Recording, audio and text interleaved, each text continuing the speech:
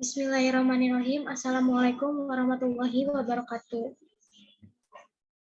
Yang terhormat Bapak Taufikul Dahlan MPD selaku dosen mata kuliah Manajemen Organisasi serta teman-teman yang saya banggakan. Puji syukur kita panjatkan kepada Allah Subhanahu wa taala yang telah memberikan nikmat dan karunia-Nya sehingga kita bisa berkumpul di sini dengan keadaan sehat walafiat. Pada hari ini, saya Novia Arba Putri Asnita, selaku moderator dari kelompok 3 yang akan memandu jalannya presentasi hari ini yang akan membahas tentang relasi organisasi dan stakeholder. Sebelum memulai pembahasan, saya akan memperkenalkan anggota kelompok saya, yaitu yang pertama ada Henita Komaria, yang kedua ada Asri Murtiningrum, ketiga Aprilia Nengsi, yang keempat Namira Fitriani, yang kelima ada Trida Savaria, yang keenam ada Salsabila Nurashifa, dan saya sendiri Novia Arba Putri Asnita. Untuk pemateri pertama akan dipresentasikan oleh Namira Fitriani. Untuk itu kami persilahkan.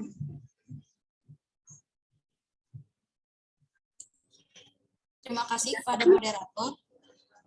Di sini saya Namira Fitriani akan menjelaskan tentang pengertian dari stakeholder. Stakeholder adalah perorangan atau kelompok yang secara aktif terlibat dalam suatu kegiatan ataupun yang terkena dampak baik positif maupun negatif dari hasil pelaksanaan kegiatan organisasi. Stakeholder juga didefinisikan sebagai kelompok ataupun individu yang dapat mempengaruhi atau dipengaruhi oleh suatu pencapaian tujuan tertentu. Jadi stakeholder itu adalah keberlangsungan atau kesuksesan dalam suatu organisasi yang sangat tergantung dengan pihak-pihak yang terkait, yaitu stakeholder.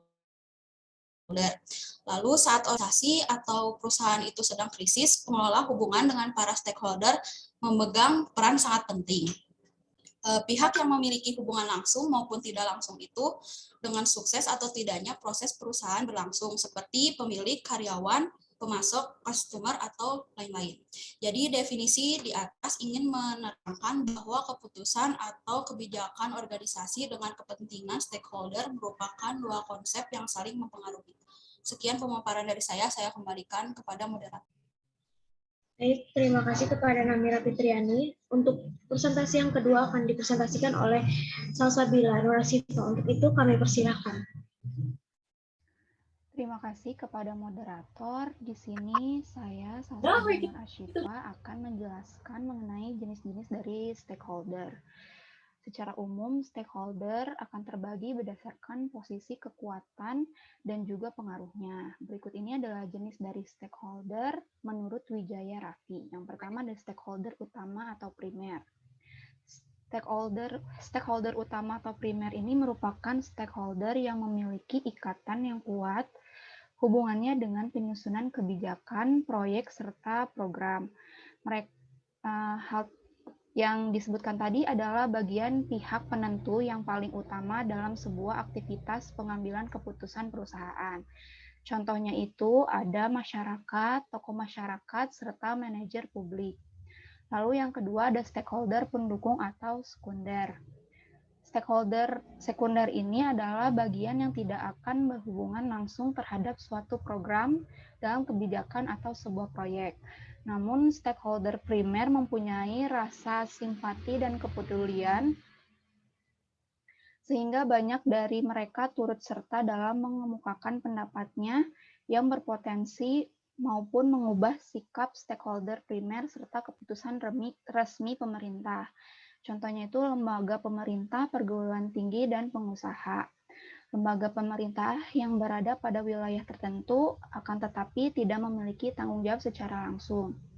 Lalu ada pihak lembaga perguruan tinggi, yaitu bagian kelompok akademisi yang memiliki pengaruh dekat terkait proses kebijakan yang diambil pemerintah. Lalu ada pengusaha atau badan usaha yang memiliki hubungan langsung dengan permasalahan. Lalu yang terakhir ada stakeholder kunci. Stakeholder kunci adalah bagian kelompok eksekutif yang memiliki wewenang resmi atas pengambilan keputusan. Contoh dari stakeholder kunci dalam sebuah proyek pemerintahan daerah kabupaten yaitu pemerintah kabupaten, DPRD kabupaten, serta dinas yang bertanggung jawab langsung atas proses proyek tersebut. Sekian pembahasan dari saya, kurang lebihnya mohon maaf, saya kembalikan kepada moderator.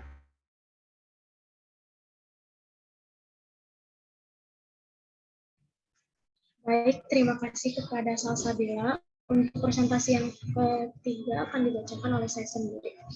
Yang pertama itu analisis kekuatan aktor stakeholder.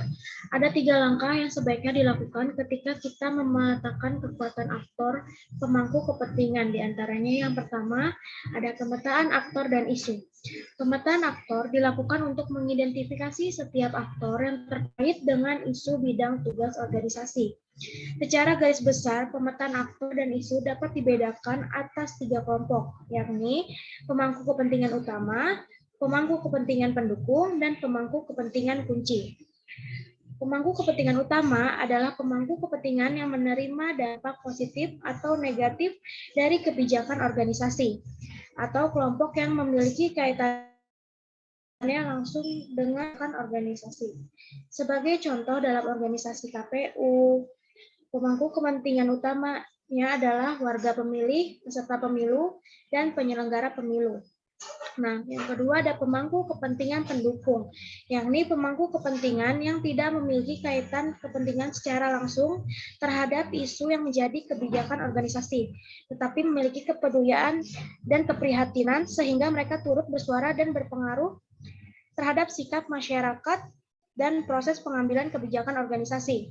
Nah, yang terakhir ada pemangku kepentingan kunci, adalah kelompok kepentingan yang berpengaruh kuat atau penting terhadap kebijakan organisasi. Biasanya kelompok ini adalah pemerintah, partai politik, kepolisian, kejaksaan, dan pengadilan. Nah, yang kedua ada analisis kekuatan aktor. Kekuatan aktor dilihat dalam kaitannya relatifnya dengan isu maupun kebijakan yang sedang dianalisis. Kekuatan relatif ini biasanya terkait dengan 2 sumber kekuasaan, yakni formal dan kekuasaan tradisional. Namun demikian, kekuasaan setiap aktor terhadap sebuah isu atau kebijakan tidak otomatis terkait dengan posisinya terhadap isu atau kebijakan tersebut. Bisa jadi seorang aktor memiliki kekuasaan besar namun berposisi jauh terhadap sebuah isu atau kebijakan organisasi dan sebaliknya. Analisis atas peran dan kekuatan aktor ini akan sangat terbantu dengan menggunakan diagram peran dan kekuatan. Diagram ini menggunakan bentuk berbeda untuk mengidentifikasi isu atau kebijakan organisasi dan aktor. Isu digambarkan dalam bentuk persegi panjang, sedangkan aktor digambarkan dalam bentuk lingkaran. Kekuatan setiap aktor tergambar dalam ukuran lingkaran yang digunakan, sementara itu hubungan antar aktor digambarkan dalam pola garis yang berbeda. Untuk materi selanjutnya dilanjutkan oleh Aprilia Nengsi, untuk itu kami persilahkan. Baik, terima kasih kepada moderator.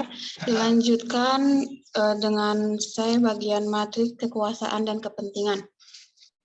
Pemetaan atas stakeholder akan menghasilkan 3 matriks, yaitu yang pertama matriks kekuasaan kepentingan, kedua matriks analisis stakeholder, dan yang ketiga matriks strategi. Nah, di dalam PowerPoint terdapat ada tabel ya. Dengan tabel di atas dimaksudkan stakeholder dengan kepentingan dan kekuatan rendah. Dalam hal ini, muncul pemangku kepentingan yang memiliki kepentingan rendah dan sekaligus kekuatan yang lemah. Untuk aktor dengan kategori ini, usaha minimum yang biasa dilakukan adalah melakukan pemantauan atau monitor. Lanjut ke stakeholder, kepentingan tinggi dan kekuatan rendah. Dalam kategori ini, muncul aktor dengan kepentingan tinggi, namun basis kekuatan dari aktor rendah. Nah, untuk yang ketiga, stakeholder kepentingan rendah dengan kekuatan yang tinggi. Dalam kategori ini masuk stakeholder yang memiliki keterkaitan isu yang rendah, namun memiliki pengaruh atau kekuasaan yang sangat besar. Selanjutnya, stakeholder dengan kepentingan tinggi dan juga kekuatan tinggi. Strategi pengelolaan stakeholder ini biasa dilakukan dengan selalu didekati. Jadi, dengan menggunakan matrik di atas, kita bisa meletakkan setiap stakeholder pada posisi masing-masing. Selanjutnya, secara visual mengenali upaya yang harus dilakukan terhadap setiap stakeholder terkait isu yang dianalisis. Sekian pembahasan dari saya kembalikan kepada moderator. Baik, terima kasih kepada Aprilia Nancy. Untuk materi selanjutnya dipresentasikan oleh Trida Savaria. Untuk itu kami persilahkan. Baik, terima kasih kepada moderator. Selanjutnya di sini saya akan membahas mengenai kategori stakeholder yang mempengaruhi pengelolaan relasi. Yang pertama ada stakeholder dengan kepentingan dan kekuatan rendah. Dalam hal ini muncul pemangku kepentingan yang memiliki kepentingan rendah dan sekaligus kekuatan yang lemah. Untuk aktor dengan kategori ini, usaha minimum yang biasa dilakukan adalah melakukan pemantauan atau monitor. Yang kedua, ada stakeholder dengan kepentingan tinggi dan kekuatan rendah. Dalam kategori ini muncul aktor dengan kepentingan tinggi, namun basis kekuatan dari aktor rendah. Strategi mengelola relasi adalah dengan cara selalu memberi informasi.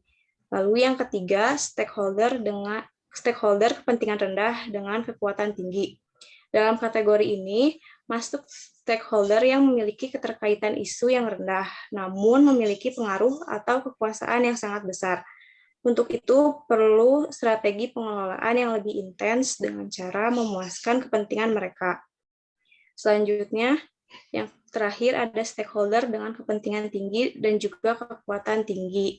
Strategi pengelolaan stakeholder semacam ini bisa dilakukan dengan selalu didekati. Mungkin sekian yang bisa saya sampaikan, kurang lebihnya mohon maaf, saya kembalikan kepada moderator.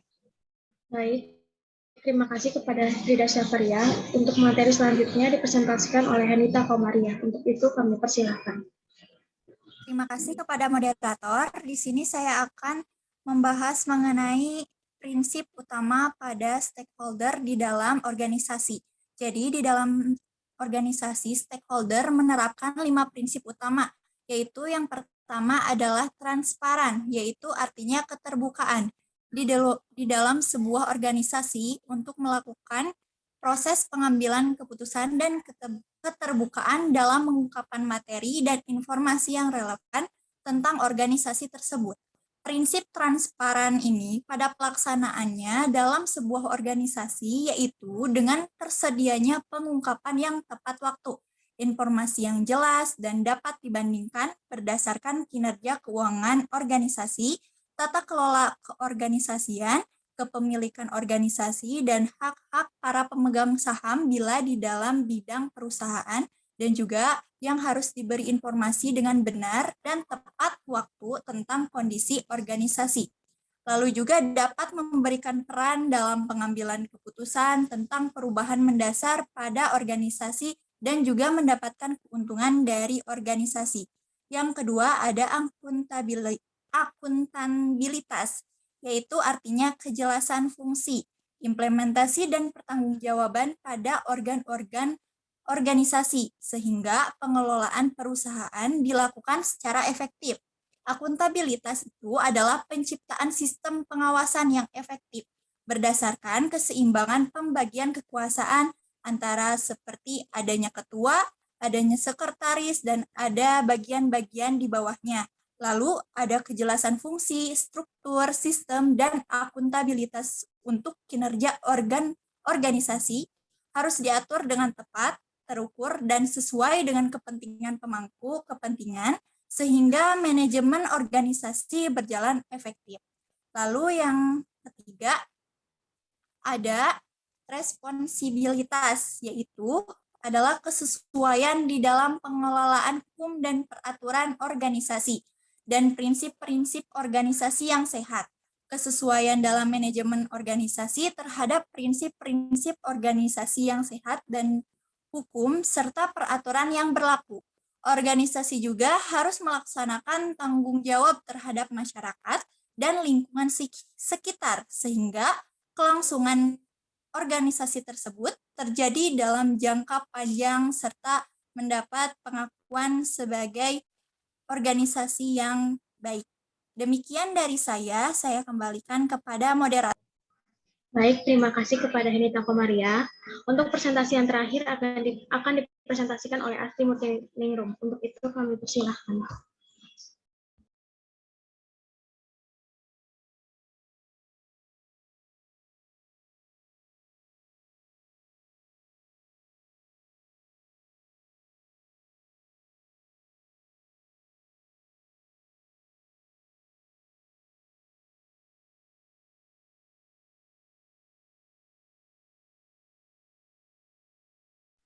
Kepada Sri Murtiningrum, kami persilahkan.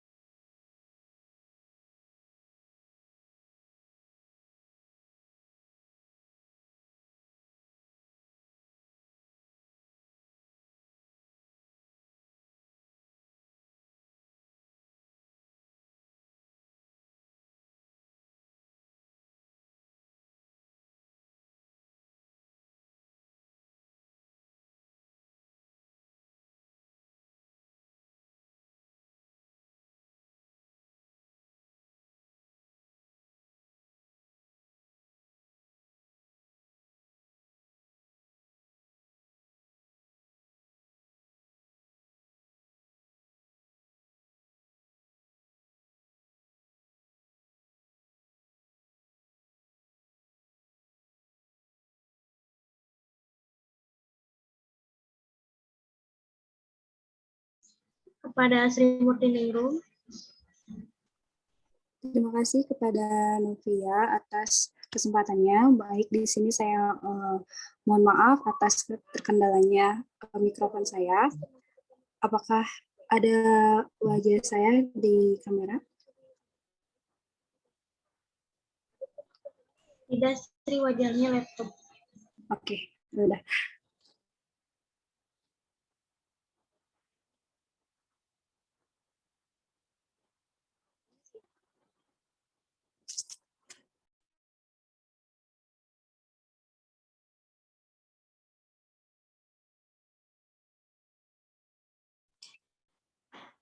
Baiklah, di sini saya akan melanjutkan presentasi mengenai strategi dan tahapan. Yang pertama itu bahwasanya setidaknya ada 3 tahapan yang harus dilakukan oleh organisasi dalam membangun hubungan dengan pemangku kepentingan. Yang pertama itu ada tahapan pertama mengenai merancang isu strategi sesuai karakteristik pemangku kepentingan.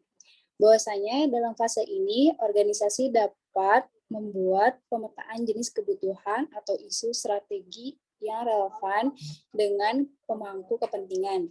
Yang kedua yaitu adanya tahap menyusun program kerja sesuai rancangan isu strategis setiap pemangku kepentingan. Bahwasanya pentingnya bagi organisasi untuk memiliki program atau rancangan tindakan dalam langkah-langkah berhubungan dengan pemangku kepentingan. Misalnya di KPU pada tahap pengerjaan pemutakhir pendaftar pemilih, pada tahap KPU menghasilkan daftar pemilih tetap atau DPT. Yang selanjutnya itu ada strategi tahap 3. Bahwasanya tahap 3 ini merupakan mengembangkan mekanisme monitoring dan evaluasi atas program kerja yang dilaksanakan. Misalnya dalam membangun hubungan dengan media massa, bahwasanya organisasi perlu senantiasa melihat media massa sebagai mitra strategis, di mana hal ini merupakan bentuk penyampaian informasi sehingga monitoring terhadap pemberitaan media massa menjadi penting. Mungkin cukup sekian pemaparan dari saya. Kurang lebihnya saya mohon maaf. Saya kembalikan kepada moderator. Baik, terima kasih kepada Asri Murtiningrum. Sebelum masuk ke sesi diskusi, kami akan menayangkan video terkait materi yang kami tampilkan. Untuk itu, mohon disimak ya teman-teman.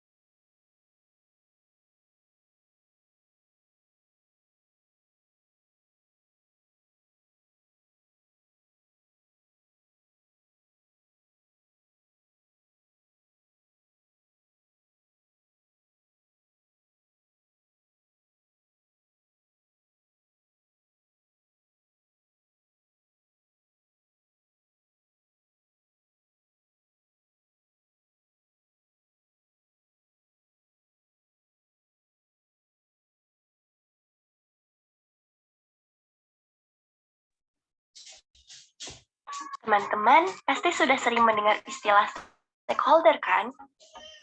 Ya, istilah stakeholder sering kita temui pada proses-proses pengambilan keputusan sebuah organisasi dan perusahaan.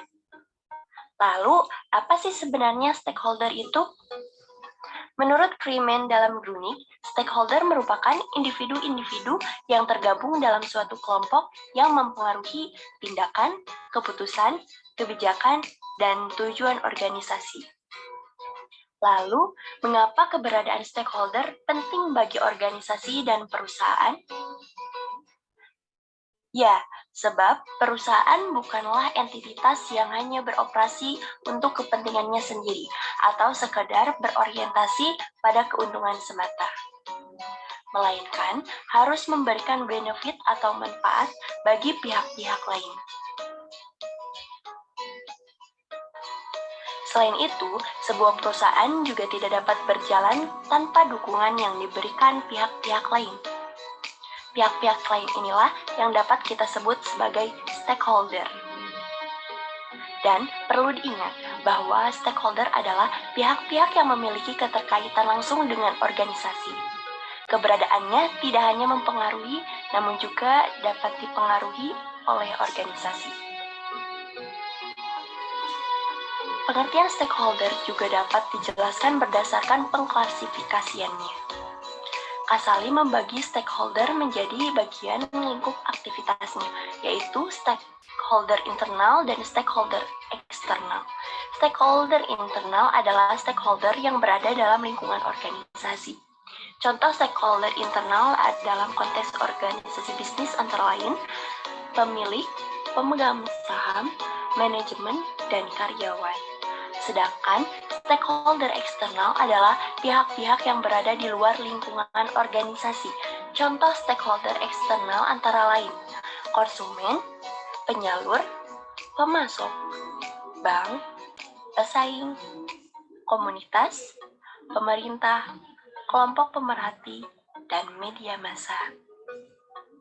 Stakeholders memiliki kriteria kepuasan yang berbeda-beda terhadap organisasi. Kepuasan inilah yang menjadi tolak ukur keberhasilan organisasi dalam mengelola hubungan dengan stakeholder. Apabila perusahaan dapat menyesuaikan diri dengan kepentingan seluruh stakeholder, maka reputasi perusahaan menjadi positif dan kinerja perusahaan dapat meningkat.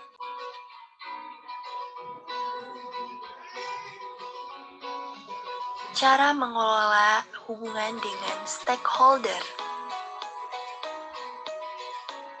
Sebaiknya, dalam organisasi mengembangkan 3 prinsip utama dalam mengelola hubungan dengan para aktor tersebut. Ketiga prinsip ini adalah dapat diakses, dapat dipercaya, dan transparan. Terdapat 3 langkah yang sebaiknya dilakukan ketika kita memetakan kekuatan aktor pemangku kepentingan. Langkah pertama, memetakan aktor pemangku kepentingan kaitannya dengan isu strategis terkait bidang kerja organisasi. Langkah kedua, analisa peran dan kekuatan masing-masing pemangku kepentingan. Langkah ketiga, merumuskan matriks kepentingan dan kekuasaan para aktor pemangku kepentingan.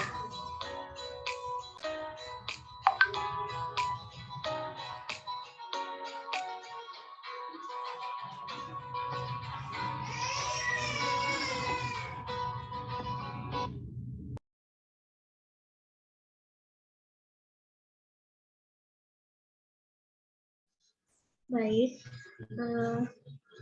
Bapak mohon maaf untuk Zoom-nya mau di-end meeting dulu karena waktunya sudah mau habis, Pak.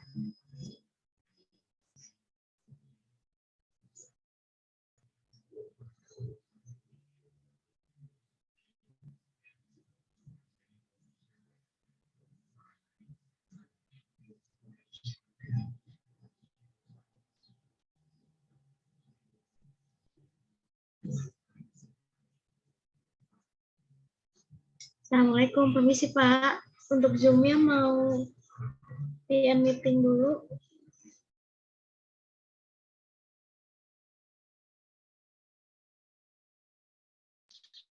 Baik. Untuk selanjutnya,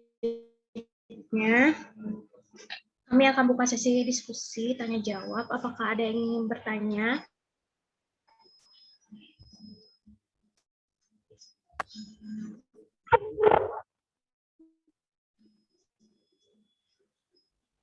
Ya, untuk Terima kasih kepada moderator. Perkenalkan, nama saya Cynthia Bista. Saya izin bertanya. Pertanyaannya adalah, upaya apa yang dilakukan untuk menjalin dan mengelola hubungan dengan stakeholder? Terima kasih. baik, terima kasih kepada Cynthia untuk pertanyaannya, dituliskan di kolom chat ya. Untuk selanjutnya ada Dinda, untuk itu kami persilakan. Ada moderator, saya Dinda Latifah, perwakilan dari kelompok 5 izin bertanya. Apa yang akan terjadi pada organisasi yang tidak memetakan?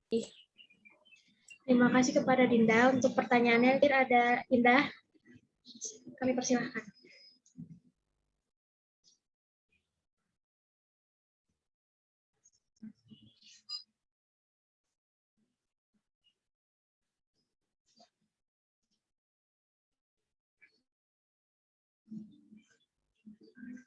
Kepada Indah, kami persilahkan.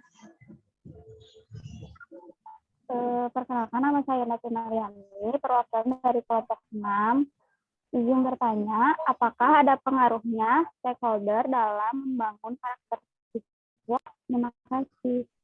Baik, terima kasih pada Indah. Untuk pertanyaannya dituliskan di room chat ya. Kami meminta waktunya untuk jawab pertanyaan. Untuk itu, kami berdiskusi dulu.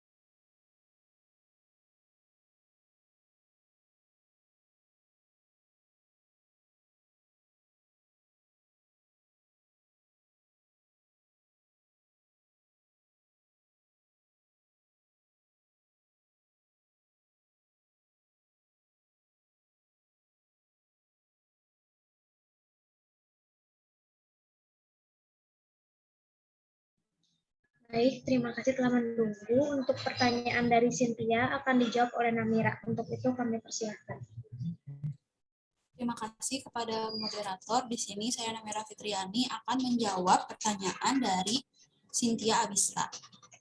Tadi Cynthia bertanya upaya apa yang dilakukan untuk menjalin dan mengelola hubungan dengan stakeholder. Yang saya temui yaitu untuk menjalin dan mengelola hubungan stakeholder itu yang perlu dilakukan yang pertama memahami kerjasama dengan stakeholder, yang kedua memahami apa yang dibutuhkan dan apa yang diinginkan, lalu menjaga setiap komitmen dengan stakeholder tersebut, yang kelima menjaga hubungan baik dengan stakeholder, yang selanjutnya menjaga setiap komitmen dengan stakeholder tersebut. Apakah jawabannya bisa dimengerti, Cynthia? Atau ada yang ingin menambahkan? Mengerti Namira. Terima kasih. Sama. Baik. Jawab oleh Salsabila Nurasifa. Untuk itu kami persilakan. Terima kasih kepada moderator. Di sini sebelumnya mohon maaf saya tidak bisa menyalakan kamera dikarenakan terkendala jaringan. Di sini saya akan menjawab pertanyaan dari Indah mengenai apakah ada pengaruhnya stakeholder dalam membangun karakter siswa. Ada, karena dalam stakeholder itu berarti siapapun yang memiliki kepentingan dari sebuah usaha. Sebelum itu, stakeholder dalam sekolah adalah salah satu kategori masyarakat sekolah yang merupakan unsur-unsur sekolah yang jika salah satu unsur tersebut tidak ada, maka proses persekolahan tersebut menjadi terganggu. Masyarakat sekolah tersebut adalah orang tua, guru, pemerintah daerah atau pusat, serta lingkungan. Selain siswa sendiri, keempat stakeholder sekolah tersebut memiliki peran yang penting yang mendukung siswa, terutama dalam hal perkembangan karakter agar lebih baik. Seperti orang tua juga memberikan contoh serta tahu mengenai karakter siswa. Lalu guru yang mengajari berbagai bidang ilmu pengetahuan dan sikap atau akhlak, pemerintah daerah atau pusat yang memiliki andil dalam membawa masa depan peserta didik menjadi lebih baik. Lalu misalnya ada pemerintah juga yang membuat dan mengatur perundang-undangan dan lingkungan yang berperan sebagai tempat anak-anak berinteraksi, baik dari lingkungan masyarakat maupun lingkungan sekolah. Sekian dari saya, mohon maaf apabila ada kekurangan, saya kembalikan kepada moderator. Terima kasih kepada Salsabila Nurasifa. Untuk Indah, apakah dapat dipahami? Dapat dipahami, terima kasih jawabannya. Untuk audiens semua, apakah ada yang ingin menyanggah atau menambahkan? Jika tidak ada, maka pertanyaan selanjutnya, pertanyaan dari Dinda akan dijawab oleh Aprilia Nengsi. Untuk itu kami persilahkan. Baik, terima kasih kepada moderator. Izin menjawab untuk pertanyaan Dinda, yaitu apa yang akan terjadi pada organisasi yang tidak memetakan stakeholder. Hal yang akan terjadi jika perusahaan tidak memetakan dan mengidentifikasi stakeholdernya dalam komunikasi bisnis adalah perusahaan tersebut akan terkendala dalam memahami kebutuhan, kepentingan, maupun keputusan daripada stakeholdernya. Akibatnya, perusahaan akan berjalan di luar keputusan para stakeholder. Hal ini akan berdampak negatif pada performa perusahaan. Nah, perusahaan sendiri merupakan sebuah entitas bisnis yang bergerak berdasarkan kepentingan stakeholdernya. Oleh karena itu, sebuah komunikasi bisnis yang baik haruslah melibatkan seluruh stakeholder. Hal ini dilakukan agar perusahaan berjalan seiring keputusan para stakeholder terkait. Mungkin cukup sekian jawaban dari saya. Kurang dan lebihnya mohon maaf. Baik, terima kasih kepada April. Untuk Dinda, apakah dapat dipahami? Sudah dapat dipahami. Terima kasih jawabannya. Terima kasih kepada audiens. Apakah ada yang ingin menambah atau menyanggah? Jika tidak ada, maka saya akan membacakan kesimpulan dari presentasi hari ini. Stakeholder adalah perorangan atau kelompok yang secara aktif terlibat dalam kegiatan atau yang terkena dampak baik positif maupun negatif dari hasil pelaksanaan kegiatan organisasi. Tahap organisasi dalam membangun hubungan dengan pemangku kepentingan. Yang pertama itu ada tahap pertama itu merancang isu strategis sesuai karakteristik pemangku kepentingan. Yang kedua, tahap kedua adalah menyusun program kerja sesuai rancangan isu strategis setiap pemangku kepentingan. Dan tahap ketiga, mengembangkan mekanisme monitoring dan evaluasi atas program kerja yang telah dilaksanakan, misalnya dalam membangun hubungan dengan media massa. Cukup sekian presentasi dari kelompok kami. Mari kita sama-sama mengucapkan alhamdulillahirrabbilalamin. Saya selaku moderator, mohon maaf apabila ada kesalahan dalam ucapan dan sikap. Wassalamualaikum warahmatullahi wabarakatuh. Waalaikumsalam warahmatullahi wabarakatuh.